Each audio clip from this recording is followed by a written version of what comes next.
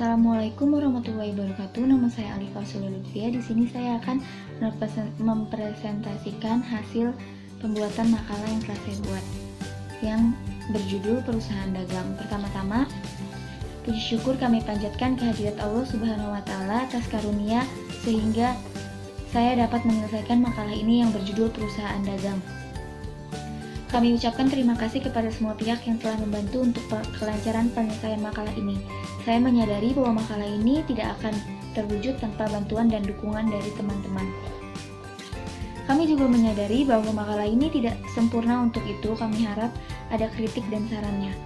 Demikian yang dapat saya sampaikan. Mohon maaf bila makalah ini ada kata atau yang kurang berkesan di hati pembaca. Semoga makalah ini bermanfaat. Yang pertama itu ada latar belakang. Latar belakangnya yaitu salah satu jenis perusahaan yang beroperasi di dunia adalah perusahaan dagang. Perusahaan dagang dapat berupa pedagang besar atau kecil. Pedagang besar pada umumnya melakukan transaksi pembelian langsung dari produsen kemudian menjualnya kembali. Sedangkan pedagang kecil adalah pihak yang membeli barang dari pedagang besar kemudian menjual kembali kepada konsumen dengan cara eceran. Yang kedua itu ada rumusan masalah. Rumusan masalahnya yang pertama, apa pengertian akuntansi perusahaan dagang, dan yang kedua, apa karakteristik perusahaan dagang, dan ketiga, apa saja yang termasuk akun-akun perusahaan dagang, dan keempat, apa syarat pembayaran dan syarat penyerahan barang dagangan. Yang kelima, apa saja tahapan pencatatan siklus akuntansi perusahaan dagang, dan yang C itu ada tujuan. Yang pertama, mengetahui pengertian akuntansi perusahaan dagang. Yang kedua, mengetahui karakteristik perusahaan dagang. Yang ketiga, mengetahui yang termasuk akun-akun perusahaan dagang. Yang keempat, mengetahui syarat pembayaran dan syarat penyerahan barang dagangan. Dan yang kelima, mengetahui tahapan pencatatan siklus akuntansi perusahaan dagang. Selanjutnya itu ada bab 2 pembahasan. Yang pertama, A. Pengertian perusahaan dagang. Perusahaan dagang adalah suatu perusahaan yang kegiatannya membeli barang dari perusahaan lain dan menjualnya kepada pihak yang membutuhkan barang tersebut. Yang B ada karakteristik perusahaan dagang. Yang pertama, memiliki kegiatan pokok pembelian, penyimpanan, penjualan barang, dan penerimaan uang. Yang kedua, transaksi pembelian dan penjualan barang dagangan dapat dilakukan secara tunai maupun kredit. Yang ketiga, adanya transaksi retur pembelian, retur penjualan, pelunasan utang, dan penerimaan piutang atas transaksi yang terjadi. Yang C, transaksi yang hanya ada di perusahaan dagang. Yang pertama, pembelian. Yang kedua, retur pembelian dan pengurangan harga. Yang ketiga, potongan pembelian. Yang keempat, barang angkut pembelian. Yang kelima, penjualan. Dan yang keenam, retur penjualan dan pengurangan harga. Yang ketujuh, potongan penjualan dan beban angkut penjualan. Dan yang kedelapan, persediaan barang dagangan. Selanjutnya itu D. Syarat pembayaran dan syarat penyerahan perusahaan dagang. A. Syarat pembayaran perusahaan dagang berkaitan dengan jangka kredit dan besarnya jumlah yang harus dibayar oleh si pembeli. Macam-macam syaratnya itu, yang pertama tunai atau cash dan yang kedua kredit. Yang B. Syarat penyerahan barang. Syarat penyerahan barang adalah perjanjian antara dua belah pihak mengenai siapa yang akan menanggung biaya pengiriman barang dari gudang penjual sampai gudang pembeli. Syaratnya itu yang berupa pertama CIF, yang kedua CIFID, dan yang ketiga FOB. Yang E, siklus akuntansi perusahaan dagang. Dalam siklus akuntansi perusahaan dagang ada 3 tahapan sebagai berikut. Yang pertama, tahapan pencatatan. A. Pembuatan atau penerimaan bukti transaksi. B. Pencatatan dalam jurnal umum atau jurnal khusus, dan C. Pemindahan bukuan ke buku besar, buku besar pembantu atau buku besar utama. Dan yang kedua, tahap pengikhtisaran. A. Pembuatan raca saldo. B. Pembuatan jurnal penyesuaian. Dan C. Pembuatan raca lajur. Dan yang ketiga itu ada tahap pelaporan. Yang A. Perhitungan harga pokok penjualan HPP. B. Pembuatan laporan keuangan, laporan laba rugi, laporan perubahan modal, dan laporan raca. C. Pembuatan jurnal penutup. D. Penutupan ke buku besar. Dan yang E neraca saldo setelah penutupan. Dan yang F jurnal kembali. Dan yang Dan yang F itu ada contoh soal jurnal umum dan perusahaan dagang. Sebuah perusahaan dagang, Aksara melakukan transaksi pada bulan Januari 2017 berikut ini. Pada tanggal Januari tanggal 3, membeli barang untuk dijual kembali dengan harga 1.500.000 dengan syarat pembelian 2/15 dan N/30. Pada tanggal 6 Januari, barang dagangan dijual kepada PT Melati seharga 300.000 dengan syarat pembayaran 2/10 dan N/30. Pada tanggal 9 Januari, barang dagang yang dijual secara tunai seharga 200.000. Pada tanggal 11 Januari, sewa gedung dibayar sebesar 50.000. Pada tanggal 15 Januari, barang yang dijual pada tanggal 7 Januari seharga 75.000 diterima kembali karena rusak. Pada tanggal 17 Januari, pembelian barang dagangan secara tunai seharga 230.000. Pada tanggal 19 Januari, penambahan kas dari penjualan kepada PT Melati untuk pembayaran faktur pada tanggal 7 Januari setelah dikurangi dengan harga potongan tunai. Dan pada tanggal 20 Januari, beban angkut sebesar 30.000 dibayar untuk mengangkut barang tanggal 8 Januari.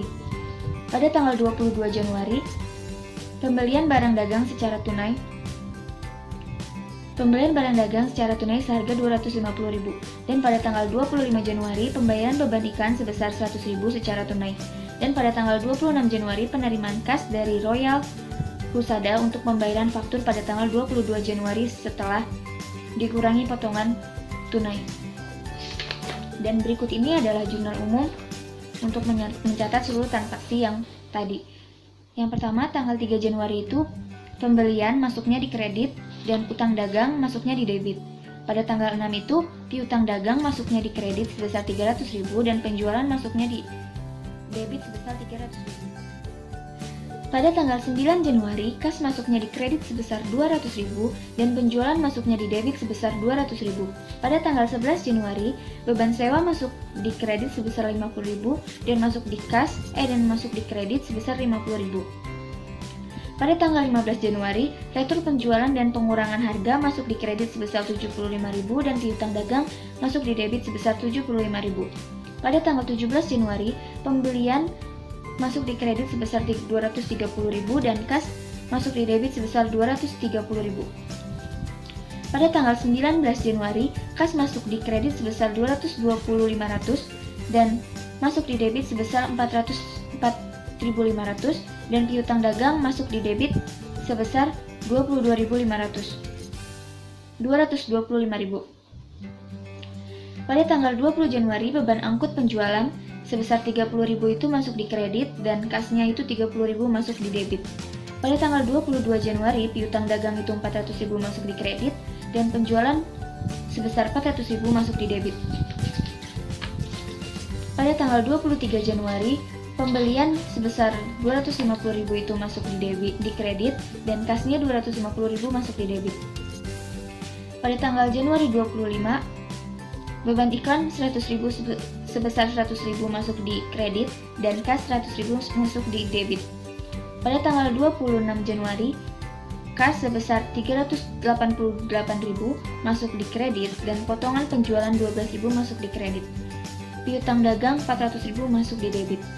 Totalnya debit 3.760.000 dan kredit 3.760.000. Selanjutnya yaitu G langkah-langkah di Mayo. Customer. Yang pertama, klik cut file pada layar command center. Yang kedua, pilih dan klik cut list. Yang ketiga, perhatikan tabel pojok kiri atas pada tampilan cut list. Yang keempat, pilih customer. Dan yang kelima, kemudian klik new. Setelah itu akan tampil information dan masukkan data pelanggan seperti profile, card details, dan sharing details. Yang kedua itu ada supplier. Yang pertama, klik cut file pada layar command center, lalu pilih dan klik cut list, dan pilih tab supplier. Setelah itu, klik new. Setelah itu akan tampil card information, lalu masukkan data supplier pada tab profile. Yang ketiga ada persediaan. Persediaan yang pertama, pilih inventory lalu item list. Setelah itu klik new, dan pada pojok kiri bawah centang semua kolom seperti I buy this item, I sell this item, dan inventory this item. Kemudian klik kolom buying details, lalu isi kolom text code when book dengan PPN masukan atau income. Setelah itu klik OK. Pada tanggal 3 Januari yaitu pembelian kredit. Yang pertama, Command Center, Purchase, Enter Purchase, isi kotak dialog, tekan CTRL untuk melihat jurnal, lalu OK, dan Record. Pada tanggal 6 dan tanggal 22 Januari yaitu penjualan kredit. Yang pertama, pada menu sales pilih Enter Sales, yang kedua pilih nama customer, yang ketiga lengkapi jendela sales seperti invoice, date, sip diisi jumlah barang yang dijual lalu tap 3 kali, lalu pilih item number barang yang akan dijual lalu ketik harga barang. Lalu bila ada biaya angkut, klik pada kolom freight. Pada tanggal 9 Januari yaitu penjualan tunai. Yang pertama, pada menu sales pilih Enter Sales, pilih customer tunai dan isi datanya seperti term, data ketik dihilangkan.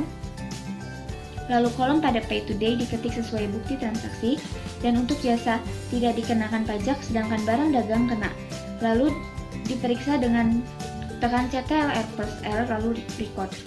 Pada tanggal 11, 17, 20, dan 23, 25, dan 26 yaitu pembelian tunai. Yang pertama, Command Center, Purchase, Enter Purchase, isi kotak dialog, tekan CTRL untuk melihat jurnal lalu OK. Karena ini tunai, maka Pay Today-nya diisi. Lalu ada pelunasan. Yang pertama, pelunasan utang, Purchase, Pay Bill, lalu klik New. Dan yang kedua ada pelunasan piutang, Sales, PC Payment, klik New. Cara menampilkan neraca dan laba rugi. Cara menampilkan laba rugi, klik Report, Index to Report, Profit and Loss, pilih periode laporan dan tahun, setelah itu display. Menampilkan neraca, klik Report, Index to Report, klik Account, pilih Standard Balance Sheet, atur periode dan tanggal, setelah itu display. Cara membackup file. Yang pertama, file, klik Backup, Backup Company File Only, klik Check Company File for Errors, klik Continue. Setelah itu OK. Cara mengecek file baru, klik icon, lalu Start, dan pilih File. Bab 3 penutup. Yang pertama ada kesimpulan. Berdasarkan pembahasan di atas, dapat disimpulkan bahwa akuntansi perusahaan dagang adalah perusahaan yang kegiatan usahanya perusahaan membeli barang dengan tujuan menjualnya kembali tanpa memprosesnya terlebih dahulu.